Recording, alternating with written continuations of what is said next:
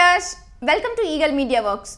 ఆదాయపు పన్ను విభాగం దాదాపు 11.44 లక్షల స్వాస్థ్య ఖాతా సంఖ్యలను తాత్కాలికంగా చెల్లుబాటు కాకుండా చేసింది.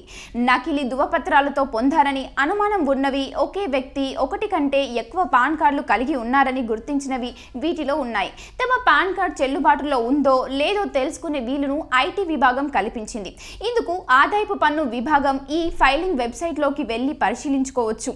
ఇందుకు ఈ ఫైలింగ్ హోమ్ పేజీలో సర్వీసెస్ విభాగంలో ఉండే నో యువర్ పాన్ అనే లింకును క్లిక్ చేయాలి.